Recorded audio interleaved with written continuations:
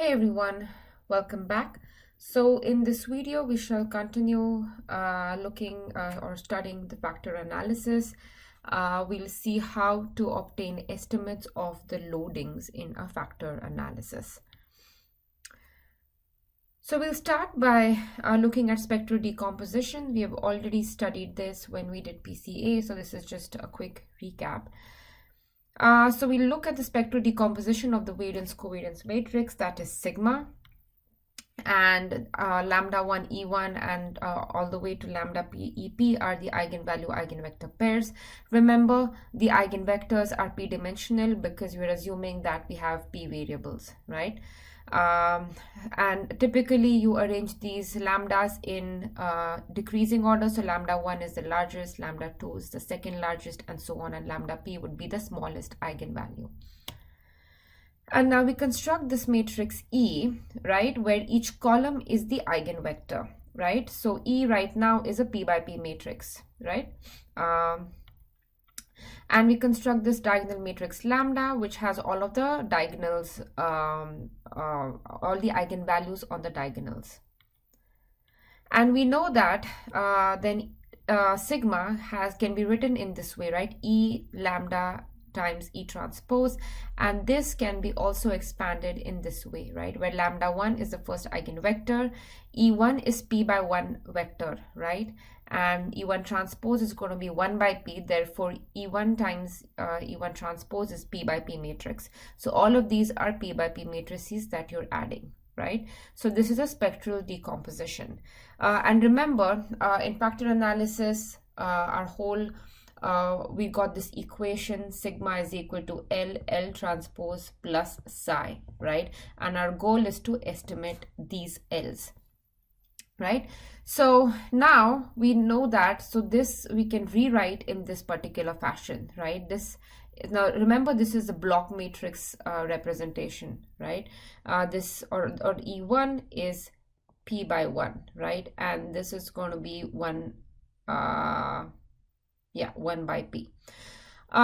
So we can write sigma as a product of these two matrices or vectors, and this can be L and this is going to be L transpose, right? So basically we can use spectral decomposition, right, to express the sigma as L transpose, and there is no psi here, right, because we have sigma equals to this, but we can just set psi equals to 0, right, and then we get this particular representation that we were looking for.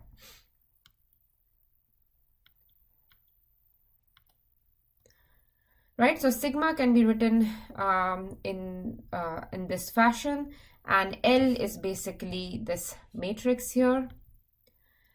So we have sigma is L transpose plus a 0 matrix. So this 0 p by p, that means it's a matrix of zeros and it has dimension p by p.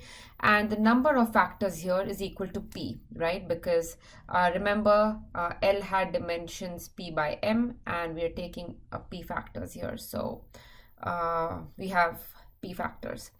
And as we discussed earlier, right, this formulation is not very useful, right, because we started out with p variables and again we have p factors. The whole goal was to try and explain or reproduce this variance covariance matrix using smaller number of factors, okay?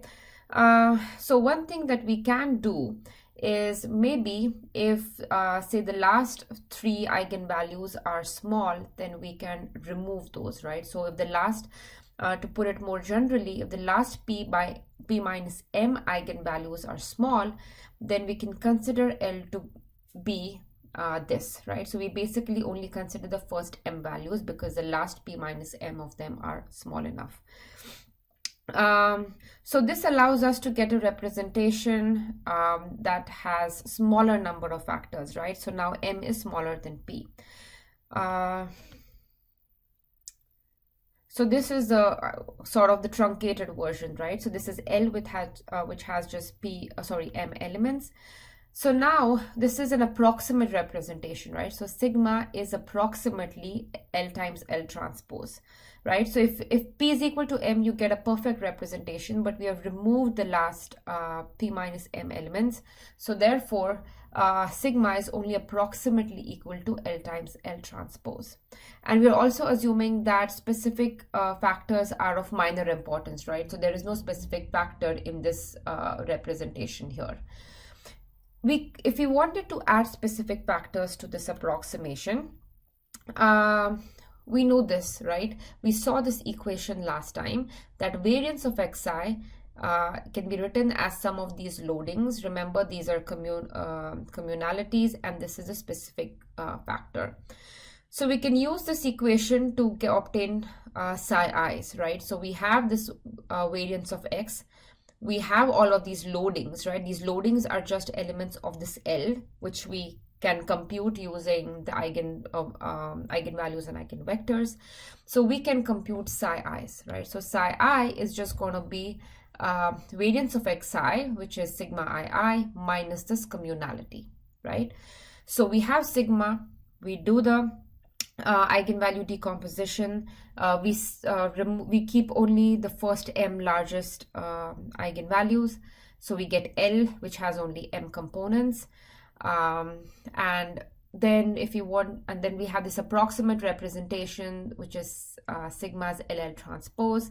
This representation does not have specific factors, and if you wanted to add specific factors, we could use this equation which we saw last time, right? So basically what we have now is sigma is still approximately equal to LL transpose plus this psi matrix, and this psi matrix is a diagonal again, where the first diagonal element is going to be sigma 1 1 minus the communality for the first variable. Okay, again, this is approximation because we're only keeping m of the elements. Okay, and or we've removed some number of eigenvalues and eigenvectors. So this is an approximation, right? So this is the equation that we have, where sigma is this is the L, this is L transpose, and this is the part with the specific factors. So later on I might use the term equals to, but you should remember that this is only an approximation. So the question is, how do we choose M, right? So one way I said is you pick if last few eigenvalues are small enough, you can kind of ignore them, and that's how you can choose your M, right?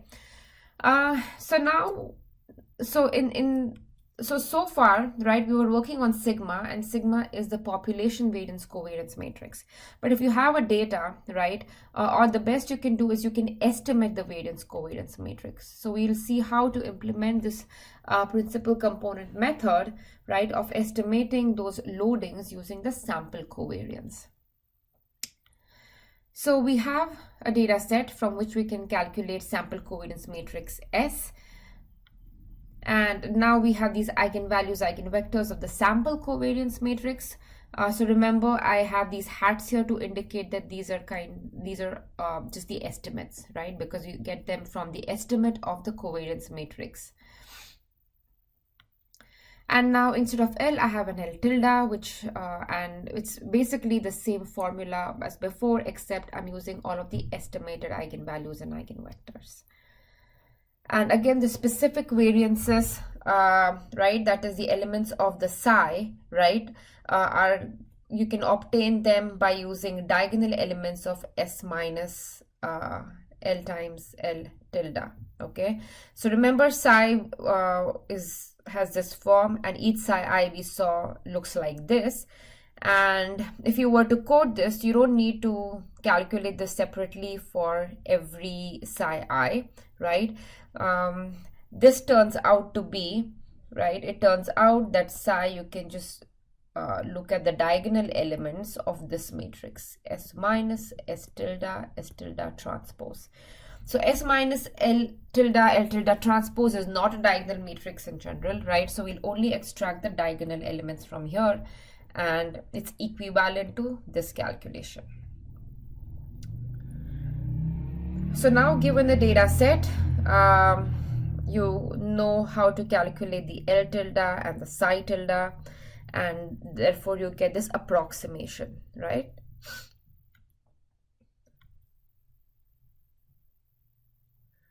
So the estimated specific variances again are the diagonal elements. Okay, so don't forget it's the diagonal elements of S minus L tilde prime, and the communalities then.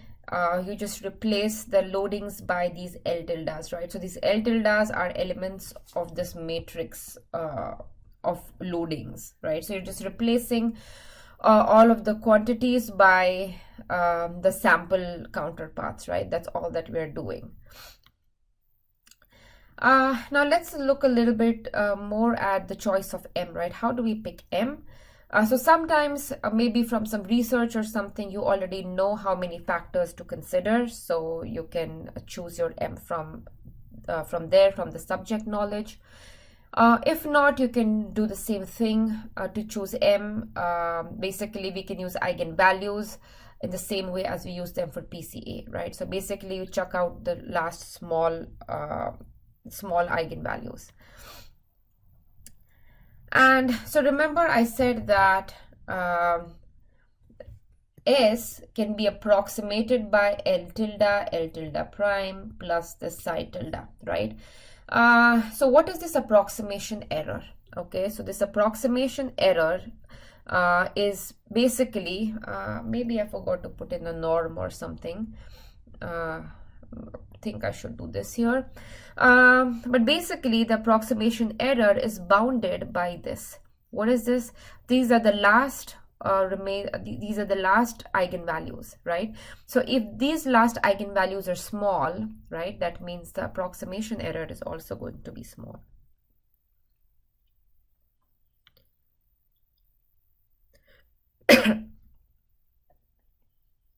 So basically the contributions of the first few factors, right, to the sample variances of the variables should be large. So let's see.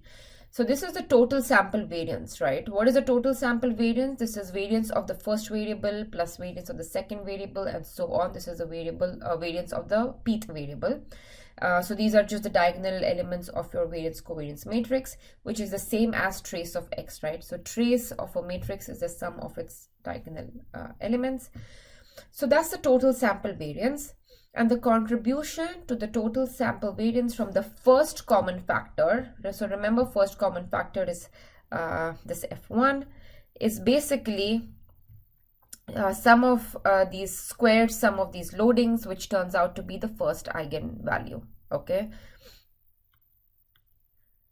So again, this is the total sample variance, and the contribution to the total sample variance from the jth common factor is just the jth eigenvalue, right? And so if you look at the proportion of the total sample variance that's explained by the jth factor, is just this jth eigenvalue divided by the sum of all of these variances. So you want your first few factors to explain a large proportion of this variance. It's quite similar to the PCA.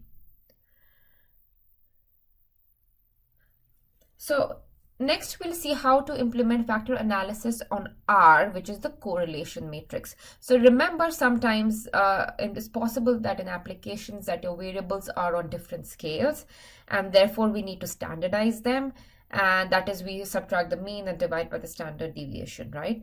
And if we implement and we can standardize them and implement factor analysis on the standardized variables.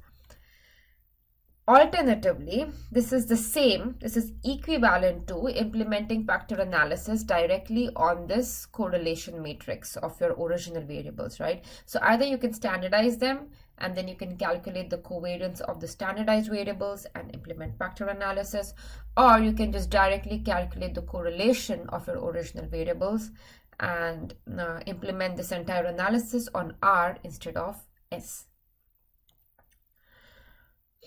So in this case, the proportion of sample variance due to the jth factor is going to be lambda j hat divided by p. So if you remember, R, the diagonal elements of a correlation matrix are all 1, right? And for S, the diagonal elements were S11 and SPP. So we are replacing, right? So if you take the diagonal elements of R, you just have 1, and if you sum over them. It's a P by P matrix, right? So 1 plus 1 plus 1 P times is just P. So the total sample variance due to the jth factor is just this lambda j hat by P. Remember, this is the eigenvalue of R now. So it's typical in our packages that M is said to be the number of eigenvalues of R that are greater than 1. So you calculate the eigenvalues of R, and whichever ones are, you count how many of them are greater than 1, and if 5 of them are greater than 1, then M is going to be 5. And to calculate the communalities now, you have 1 minus. So remember, again, the diagonals of correlation are 1, and therefore the formula changes slightly. So it's 1 minus the communality. So here is an example. So in a consumer preference study, a random sample of customers were asked to rate several attributes of a new product. The responses on a 7-point semantic differential scale were tabulated. So they collected the data and then they calculated the correlation matrix. So remember R, right? Correlation matrix from that. And then the correlation matrix looks like this. Okay, so I have not giving you the data set here. I'm directly giving you just the correlation matrix. So these are the variables: taste, whether those products were good buy for money or worth the money, flavor, snack, and energy. And you can see that variables 1 and 3 have high correlation. So maybe you can think that they form a group. Variables 2 and 5 also have high correlation. Maybe they form another group. And 4 seems closer to this group 2 and 5 compared to 1 and 3 because it is highly correlated with variable 5. So this correlation structure gives us a reason to think that maybe it's possible that we can explain this covariance using some smaller number of factors, right? Because there are these groups that there are certain groups here that have a particular meaning, right? So let's implement factor analysis on this correlation matrix and see what we get. So we implemented this factor analysis in R, and it's a good idea to try and code this so you get a better sense of the formulae as well. So I coded the R matrix here. This is P is the number of variables, lam contains the eigenvalues, E contains the eigenvectors. So if I plot the eigenvalues, I can see only that the first two are greater than 1. Right? So I'm going to set M to be equal to 2. And once I've set M is equal to 2, then I can calculate the factors. So remember, this is the formula, right? Square root of lambda times the eigenvectors. So I have factor 1. So I have the first square root of the first eigenvalue times the first eigenvector. For factor 2, square root of the second eigenvalue times the second eigenvector. And then remember formula for communality. It's basically, you can see the code for it here, but you're going to take squared sum of the elements of your factors, right? Of these L's basically. So factor 1 and factor 2 is the loadings, right? Loadings for factor 1 and factor 2. And then specific variance is just 1 minus communalities. Cumulative proportion explained by the first factor is the first eigen value divided by P. The second one is, so the total variance by the first two factors is the lambda 1 plus lambda 2. That is the sum of the first two eigenvalues divided by the P. Okay, so this is a cumulative proportion that I'm looking at. So you can see that the first or the contribution towards the first factor is 0.57, and the second, the first two is about 93%.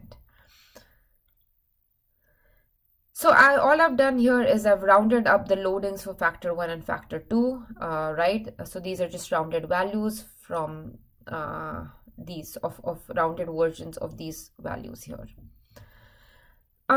So all right, so we got the loading. So let's see how well do these factors reproduce the correlation structure, right? Like the whole goal of this, right? So remember R, I'm approximating using L, L transpose plus psi, right? So I want to see how close is this matrix, or is this sum to the correlation matrix. So I need to see this. So again, I just checked this out in R. So I combined, so this is my L matrix that contains the loadings. So I put all of my factors into this diagonal matrix psi, and this is basically L transpose plus psi, and you can see that this is the output. And this is the correlation matrix, and this is the approximation. So let's see. So all of the diagonal elements are 1, which is the same as the correlation matrix, so that's good. So let's see, here I have 0.96 and 0.97, that's close enough, 0.4, 0.4 close enough, 0.01, 0.003. So maybe this is not super close, but the error is not too bad, okay? So you can see that all of the larger correlations are pretty closely replicated, right? So 0.79, 0.8, pretty close.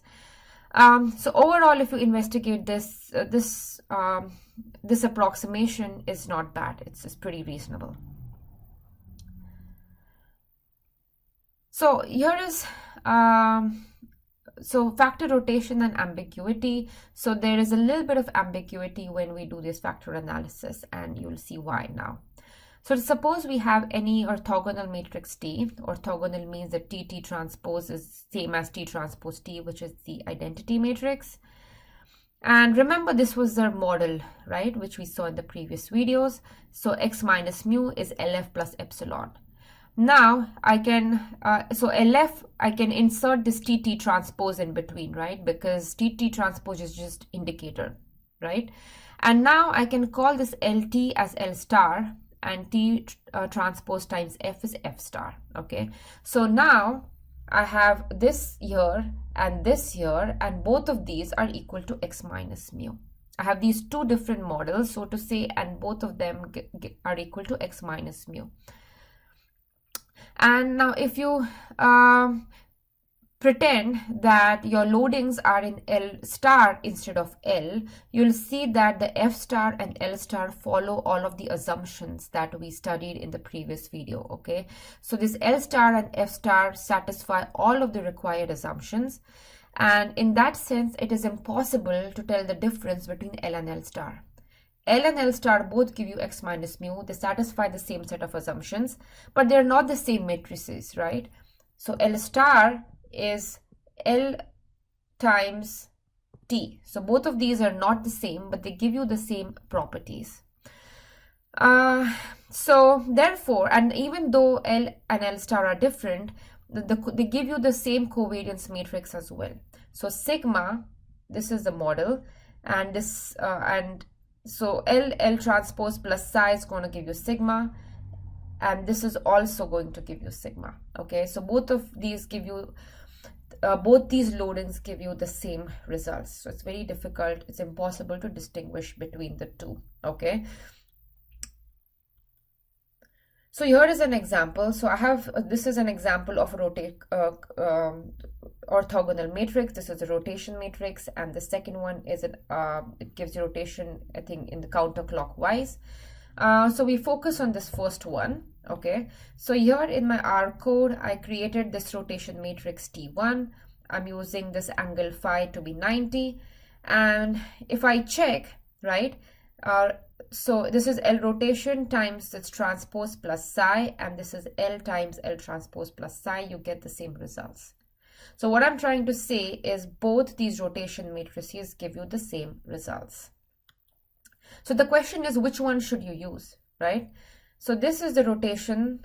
So this is the result of your factor analysis using the rotation matrix. And both the previous result that we got without using any rotation, or this result with rotation, both of them are legitimate results, right? Both of these are different results, but both of these are valid results. So if I change the angle of rotation, now phi is 20, I get this, okay? So these are my loadings, okay? So again, I get different loadings for different rotation matrices, or if I change my T, right? So let's see. So this is a so you can see that for this particular rotation, I have high loadings, right? So taste and flavor have a high loading on factor 1, and so I can pretend that this factor 1 is a taste factor. So the previous rotations didn't give me clear-cut interpretations, right? So these factor rotations are useful. They can help you give a better interpretation of your result. Because for this rotation, taste and flavor have a high contribution to the rotation. So I can interpret this first factor to be like a taste factor. The other variables have low contributions here. For the second variable, the variable 3, and I guess 4 and 5 have larger contributions, but the first two have smaller contributions. So you can think of this second factor to represent some kind of a nutritional factor, right? Maybe the suitability means how healthy it is and it provides a lot of energy, or some kind of a goodness factor or appropriateness factor, right? So these rotations, okay, an appropriate rotation can help you get some sensible or a reasonable interpretation like this. So here is another example. So this is basically, these are the variables are scores on all of these subjects, and I have this one particular result that I get by using some kind of a rotation. And you can see that the first factor has high contributions on these 3 subjects. So you can think of the first factor as some kind of a mathematical ability. The second factor has high contributions from these 3 subjects here, and you can think of it as maybe a verbal ability.